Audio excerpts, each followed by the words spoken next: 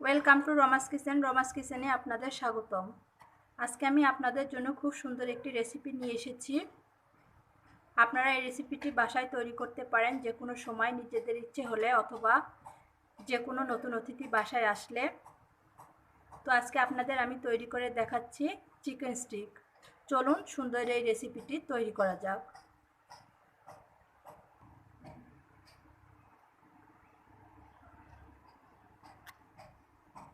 কত সুন্দর হয়েছে দেখুন, ভিতরে ঠিক কত সুন্দর হয়েছে। এই যে দেখুন, প্রথমে আমি এখানে মুরগির বুকের মাংসটা নিয়ে নিয়েছি। এখন এগুলো সুন্দর করে পিস করে কেটে নেব।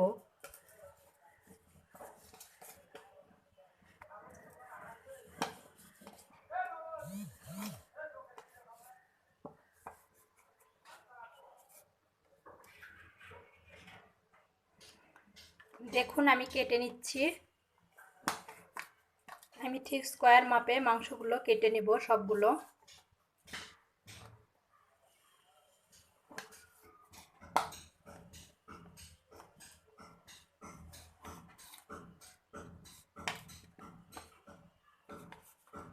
আমার সবগুলো মাংস কেটে নেওয়া হয়ে গেছে। এখন এগুলো আমি একটি বাটিতে তুলে নেব। আমি এই সবগুলো মাংস একটি বাটিতে তুলে নিয়ে সুন্দর করে পরিষ্কার করে নেব।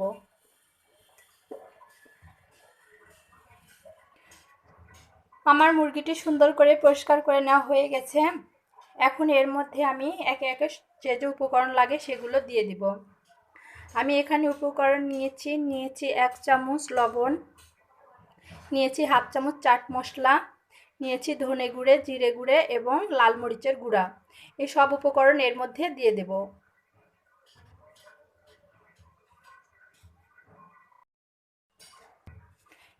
এবং এরপর এর মধ্যে দিয়ে দেব সয়া সস, দিয়ে দিব টমেটো সস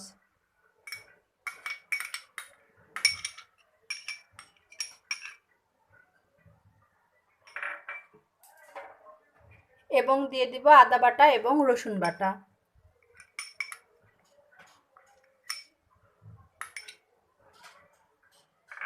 আমার সবগুলো উপকরণ দেওয়া হয়ে গেছে। এখন এগুলো সুন্দর করে হাত দিয়ে মাখিয়ে নেব।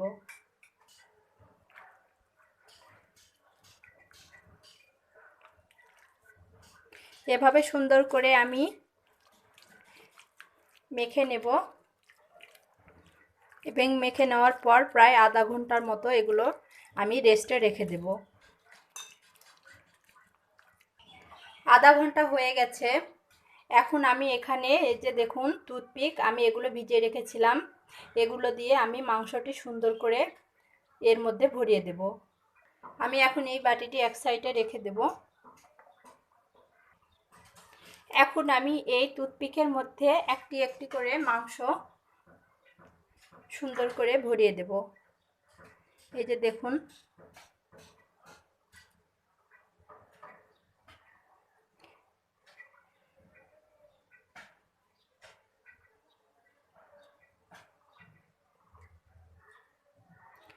আমি ঠিক কেমন করে দিচ্ছি আপনারা দেখে নিন। এই যে দেখুন, আমি এভাবে করে সবগুলো তৈরি করে নেব। আপনাদের বোঝার সুবিধার্থে আমি আরও একটি তৈরি করে দেখাচ্ছি। দেখুন,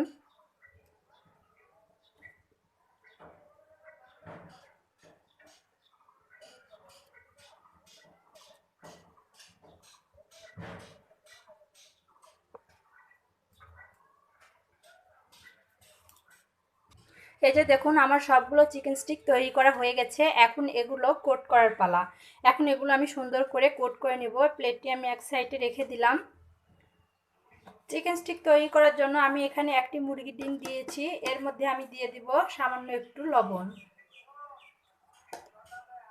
এবং দিয়ে দিব 4 টেবিল চামচ লিকুইড মিল্ক। এখন আমি এগুলো মিক্স করে নেব।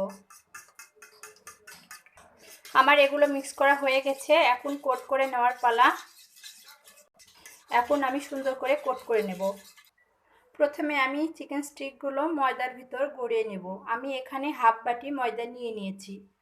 দেখুন আমি কিভাবে করছি, ঠিক এভাবে কোট করে নেবেন।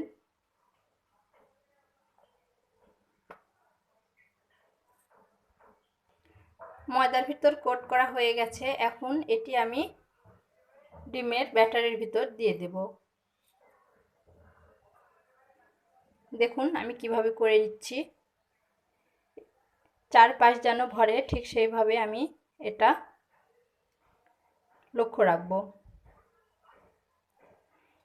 এরপর আমি দিয়ে দেব ব্রেড ক্রামের ভিতর।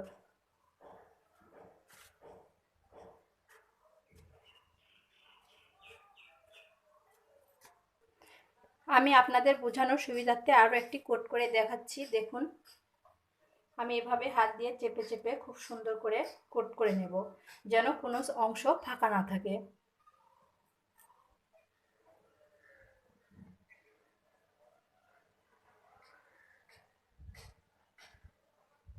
দেখুন আমি কত সুন্দর করে কোট করে নিচ্ছি। আপনারা চেষ্টা করবেন ঠিক এভাবে কোট করে নেওয়ার, তা না হলে কিন্তু তেলে দেওয়ার পর এটি ফেটে যেতে পারে। তেলে দেওয়ার সঙ্গে সঙ্গে এর ভিতরে ফাটল ধরবে, সেই জন্য আপনারা চেষ্টা করবেন একটু সুন্দর করে কোট করে নেওয়ার। আমি আবারও ব্রেড ক্রামের মধ্যে দিয়ে দিলাম।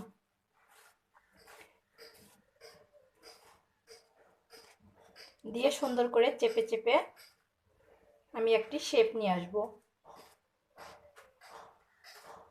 দেখুন আমার কিন্তু কোনো সাইড ফাঁকা নেই, সব সাইডে সুন্দরভাবে কোট করা হয়েছে। এই যে দেখুন আমার সবগুলো চিকেন স্টিক কোট করা হয়ে গেছে। এখন এগুলো ভাজার পালা। আপনারা চাইলে এই অবস্থায় প্রায় 1 মাস সংরক্ষণ করে খেতে পারেন বক্সে রেখে। তো এখন এগুলো আমি ভাজবো। আমার তেল গরম হয়ে গেছে। এখন একে একে এর মধ্যে আমি চিকেন স্টিকগুলো দিয়ে দেব।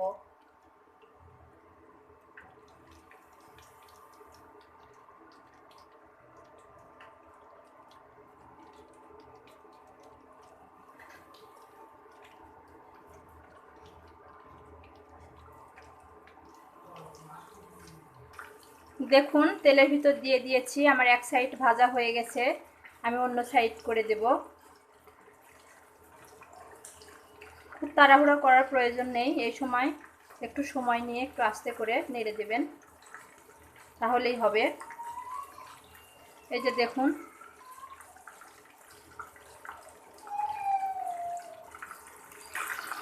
আমি এভাবে করে আস্তে আস্তে ঘুরিয়ে ফিরিয়ে প্রায় 5 থেকে 6 বার উল্টিয়ে দেব।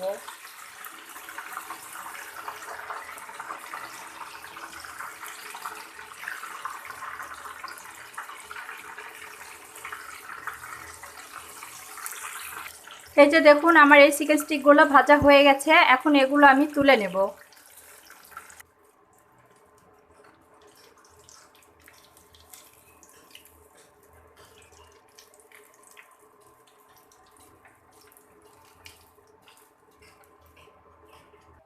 এই যে দেখুন আমার একে একে সবগুলো চিকেন স্টিক তৈরি করা হয়ে গেল। কত সুন্দর হয়েছে দেখুন। এখন এইসব আপনাদের আমি সার্ভ করে দেখিয়ে দেব কেমন হলো। এই যে দেখুন আমার সবগুলো চিকেন স্টিক তৈরি করা হয়ে গেছে। কত সুন্দর হয়েছে দেখুন। আপনারা এই রেসিপিটি অবশ্যই বাসায় ট্রাই করবেন এবং কমেন্টের মাধ্যমে আমাকে জানাবেন কেমন হলো। নিত্য নতুন ভিডিও সবার আগে পেতে আমার চ্যানেলে সাবস্ক্রাইব করুন।